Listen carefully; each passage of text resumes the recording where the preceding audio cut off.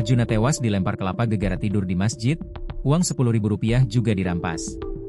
Pemuda bernama Arjuna Tamaraya menjadi korban pengeroyokan hingga tewas setelah numpang istirahat di dalam Masjid Agung Sibolga, Sumatera Utara pada Jumat, 31 Oktober 2025.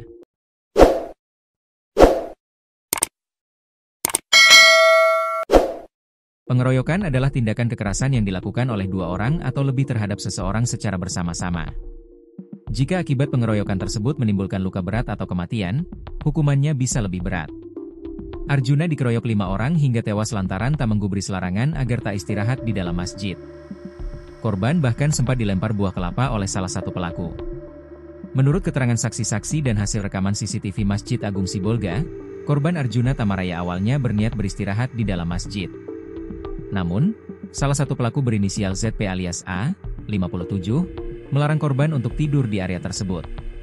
Beberapa saat kemudian, ZP alias A melihat korban tetap beristirahat di dalam masjid tanpa izinnya. Merasa tersinggung, ZP alias A kemudian memanggil 4 orang lainnya, termasuk pelaku berinisial Hamengkubuwono alias K, 46, dan SS alias J, 40.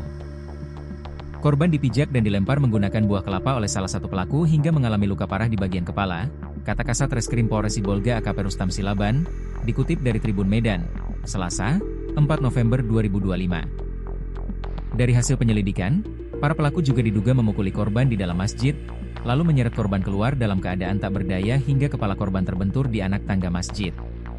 Korban ditemukan tidak sadarkan diri oleh saksi Alwis Janasvin Pasaribu, 23, seorang marbot masjid. Saat itu ia melihat kerumunan warga di area parkir melalui CCTV. Korban kemudian dibawa ke RSUD Dr. FL Tobing Sibolga untuk mendapatkan pertolongan medis. Namun, pada Sabtu, 1 November 2025, pukul 5.55 WIB, korban dinyatakan meninggal dunia akibat luka berat di kepala. 3 pelaku ditangkap. Tim gabungan Satreskrim Polres Sibolga, bersama personel Satintelkam dan Polsek Sibolga Sambas, bergerak cepat melakukan penyelidikan. Pada hari yang sama, 2 pelaku utama yakni ZP alias A dan Hamengkubuwono alias K berhasil diamankan di sekitar lokasi kejadian. Sementara itu, pelaku ketiga, SS alias J, ditangkap pada Sabtu, 1 November 2025, pukul 16 WIB.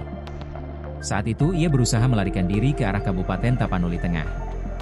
Ia berhasil ditangkap di Jalan Lintas Sibolga, Padan Sidempuan KM 13, Kelurahan Hajoran, Kecamatan Pandan. Korban meninggal akibat luka berat. Berdasarkan hasil penyelidikan, diketahui bahwa korban meninggal akibat luka berat di kepala akibat penganiayaan bersama-sama. Selain itu, pelaku berinisial SS alias J juga diduga mengambil uang Rp10.000 dari saku celana korban, sehingga kepadanya dikenakan tambahan pasal 365 ayat 3 KUHP tentang pencurian dengan kekerasan yang mengakibatkan kematian.